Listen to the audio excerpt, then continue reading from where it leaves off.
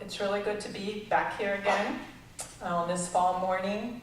This is one of my favorite times of the year, and having lived in the tropics, it was a time that I always missed greatly. So it's really good to be here.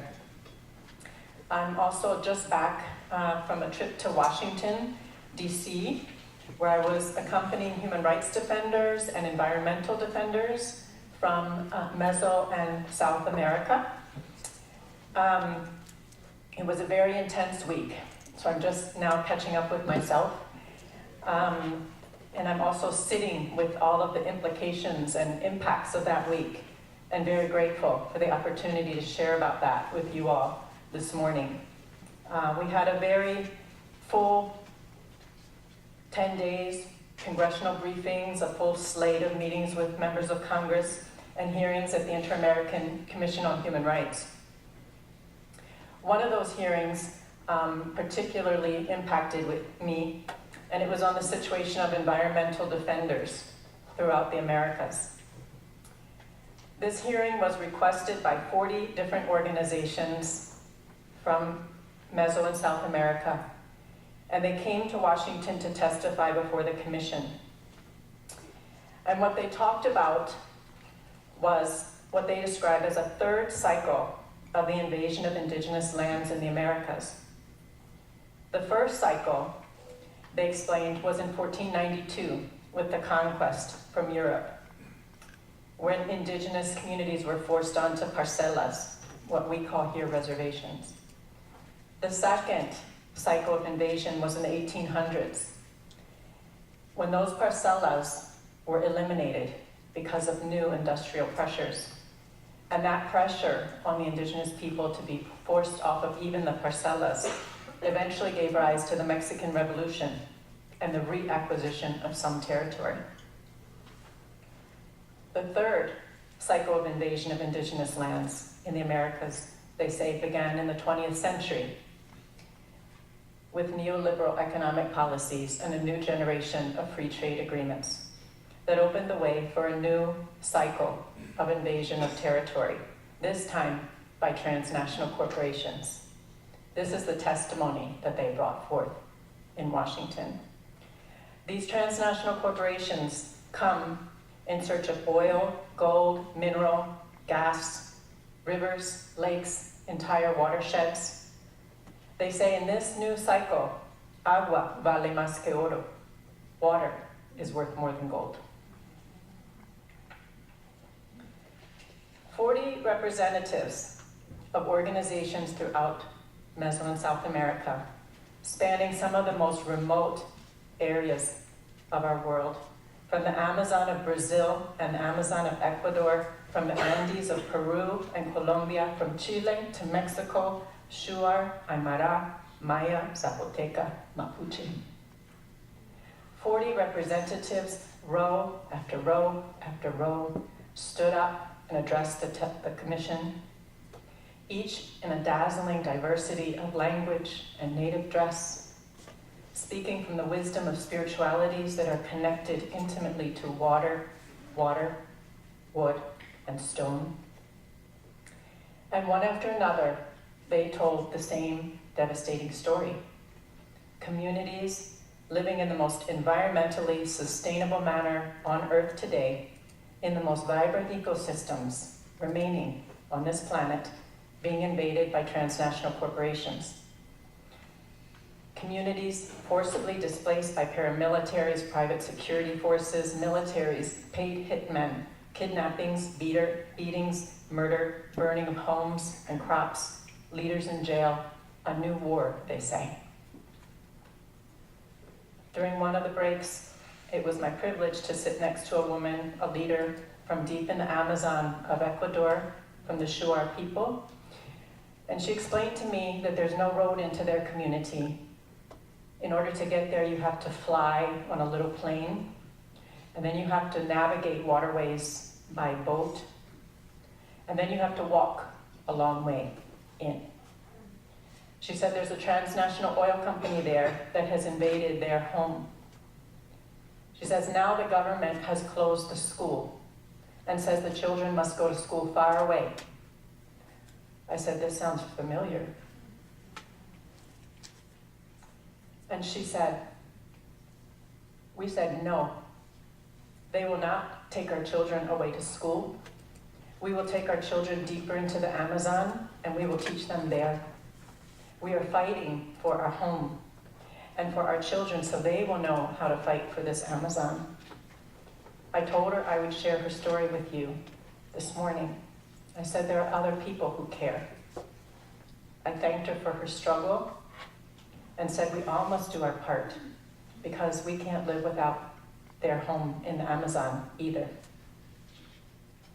And she looked at me in the eye, her head crowned with the red, yellow, and blue macaw feathers, wearing a shirt made of fibers from a tree from the Amazon, and her hand on the staff of authority of her people. And she said, tell them we don't have much time.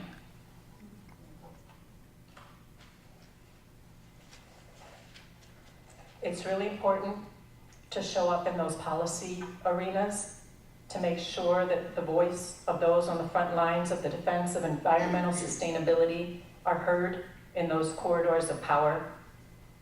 Because decisions there impact people in the Amazon, and here also in our inner cities, our lakes, our air, and the sacred lands of our native peoples. And it's important to be here this morning with a local community like you, with the values of C3, that are committed to environmental sustainability, located on key natural resources, where in these local communities throughout the world, this is where environmental sustainability meets an unsustainable economic system that values unlimited growth, the primacy of corporations, water, wood, stone, and earth as commodities to be bought, sold, and traded, that values the right of corporations to make a profit, and not only make a profit, but now the potential right to make a profit is being embedded into trade agreements and international law and trumps everything. Across the world at this time, it is local communities like you that must speak for the rights of the earth, the land, the forests, the waters in which we live, that sustain, nurture, heal, teach, inspire us, that are our home. And this is where we need to make our prayer. Today, November 1st, is a very significant time. Here in the north, we've just celebrated Halloween. In the Celtic tradition, it's the time of Samhain, where the veil between the worlds is thinned and the spirits of those no longer here can be felt. In Christianity, this became the Day of All Souls and the Day of All Saints. And in Mesoamerica, it is simply and straightforwardly El Día de los Muertos, the Day of the Dead. Across time, cultures, and religions, this time, October 31st to November 2nd, this halfway mark between autumn equinox and winter solstice is auspicious, liminal space, a threshold place, betwixt and between. This, right now, is no ordinary time. My first experience of the Day of the Dead, El Día de los Muertos, was in Mexico. I was a student, and our teacher led us through streets that were churning with people, filled with mounds of food, bread for the dead, sugar skulls, brightly painted, something like our Easter eggs, baskets of flowers, candles, incense. On this day, the cemeteries of Mesoamerica come alive. The living dine with the dead. Graveyards are aglow with the light of thousands of candles and filled with the fragrant, smiling, spiraling smoke of copal resin. Tombstones are blanketed with the soft petals of chrysanthemum, coxcomb, and marigold, and the photos of the dead, skeletons, and skulls are at every turn, reminding everyone that we are of this earth and we are bone of its bone. The Day of the Dead is a time to remember all that has been lost, that is no longer with us, And it is also a time to celebrate this one wild and precious life. Both and, full out. At this time, the life-death-life cycle runs as one great river. The Day of the Dead is also a time of butterflies. Precisely this time of year, every year, monarch butterflies make an impossible 2,000 to 3,000 mile journey from the north to Michoacan, Mexico, on delicate black and orange wings. Climate change and herbicide use have decimated the monarchs. Even the butterfly, this universal symbol of transformation and spirits of the dead, speak to us of the urgency of our time. As I prepared this reflection on environmental sustainability on this Day of the Dead, the poets, like trustworthy, gentle ghosts, whispered to me, "Jenny, the earth is perishing. Just what will you do with your one wild and precious life? What will be your prayer?"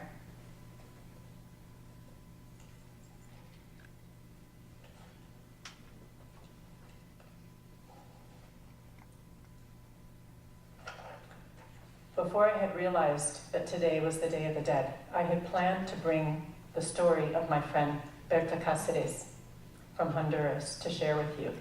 And once I realized that today was November 1st, I thought it was all the more appropriate that I share her story with you this morning.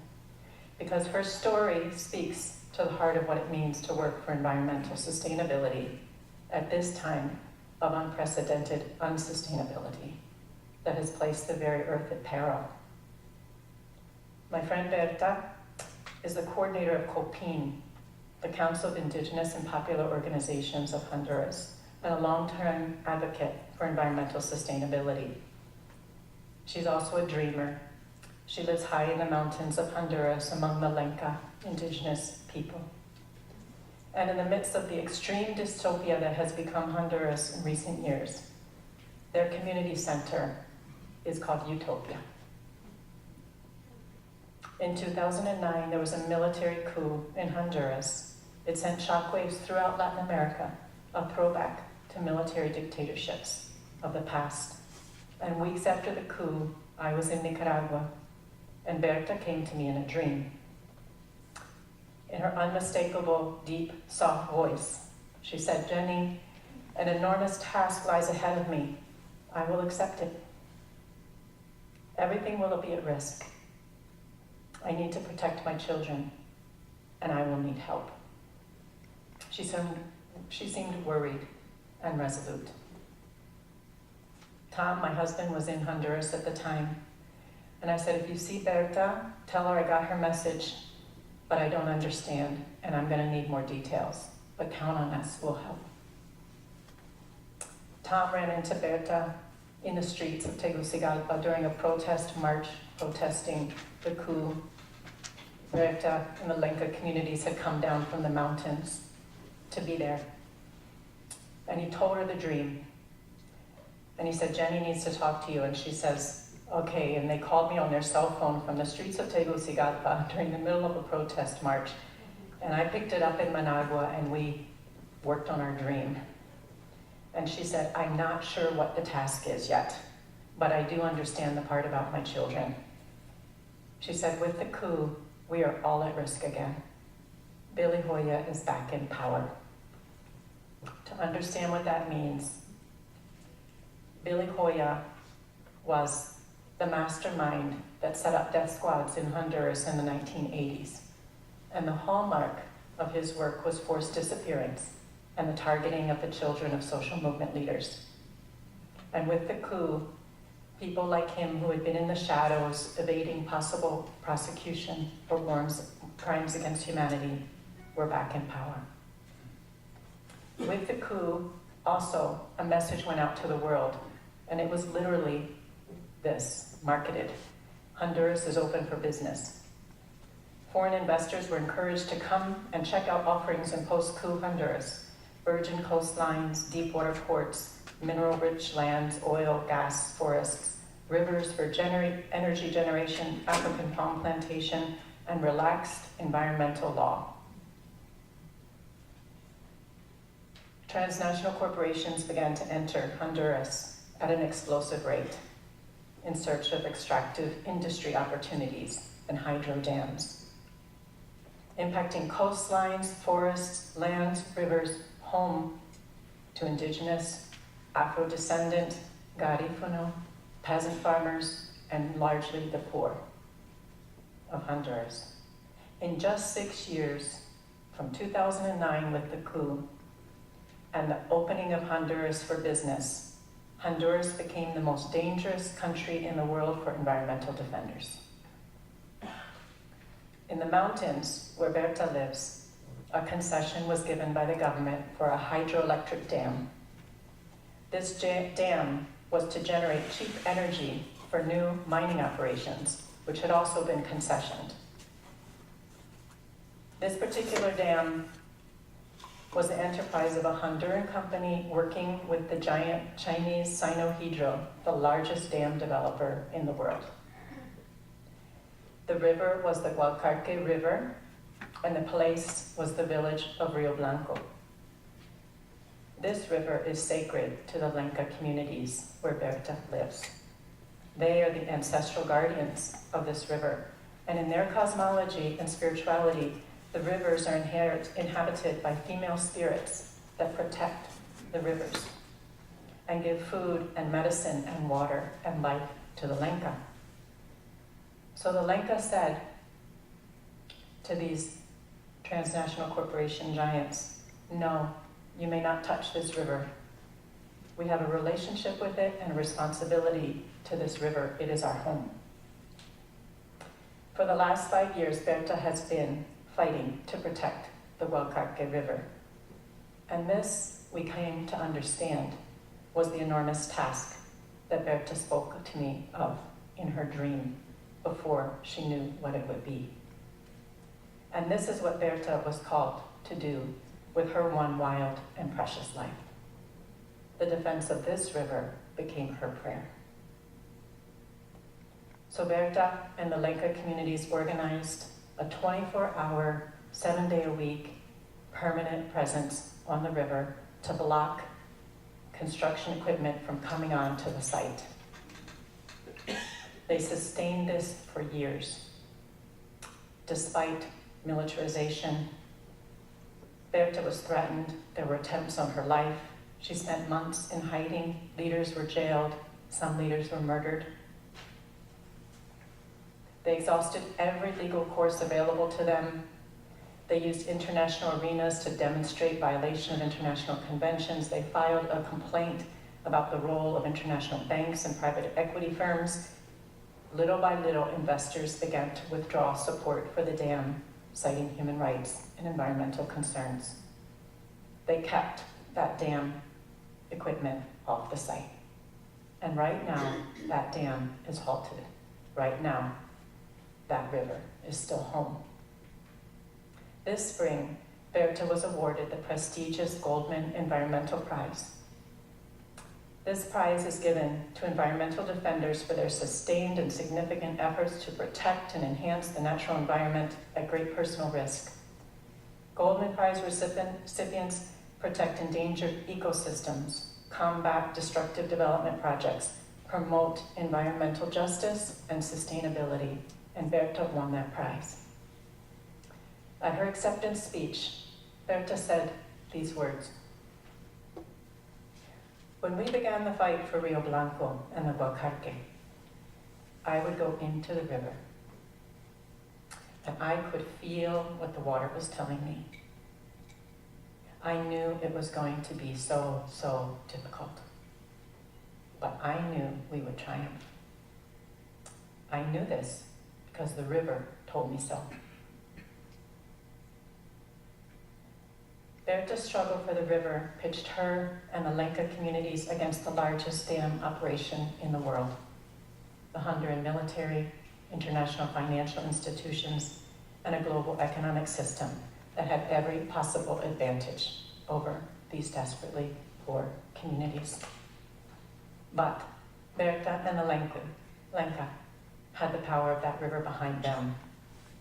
and Berta and Alenka are rooted in a spirituality that listens to wood, water, and stone, that knows how to pay attention, to fall down into the grass, to kneel down in the grass, to wade into rivers, to wade into deep, troubled waters, to feel what water is telling them, to know what to do with their one wild and precious life, and how to make their prayer.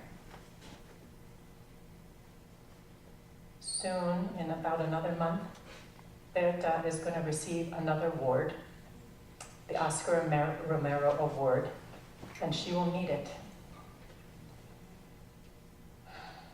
Because another enormous task lies ahead of her.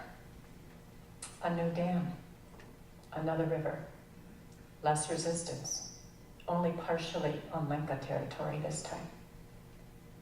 And Berta is once again leading efforts to contest it. There are new threats against her life. This time, it's Blue Energy, a US private equity firm, teamed with a Canadian dam company. I bring Berta's story because I feel like it teaches what it means to work for environmental sustainability at this time. It requires working on all fronts and across borders. It includes everyday choices to reduce carbon footprints, shifting to sustainable lifeways, community organizing, research, advocacy, protecting those on the front lines, vigilance of local, state, national, international law, tracking where money is invested, and divesting from industry and economic activity that devastate ecosystems and communities that live in them. Pipelines, fracking, and the legions of other environmentally destructive and unsustainable investment opportunities, sometimes cleverly marketed as clean, blue, or green. And Berta's story teaches at root that we need an ethic and a spirituality of respect, of reverence, that values environmental sustainability over profit, that values earth as home, not as a commodity, a spirituality that listens to water, wood, and stone, and feels what they're telling us, and pays attention when they show up in our dreams.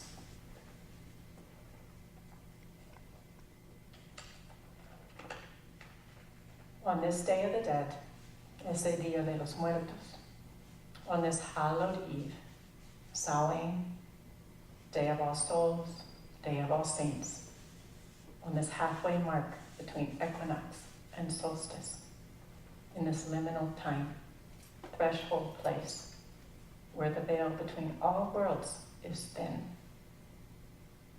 It's important that we take a moment to remember all that has been lost and is no longer with us. Loved ones, animals, ancestors, those who are on the front lines of environmental defense, those who are targeted and killed because they stand in the way of economic growth,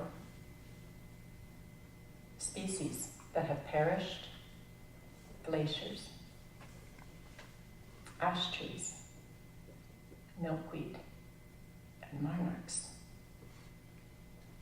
And it is also important to celebrate life, both and, full out, because the earth is perishing and is also powerfully alive and wants to thrive. And we can feel this at every moment because our own pulse beats in every stranger's throat and also there within the flowered ground beneath our feet.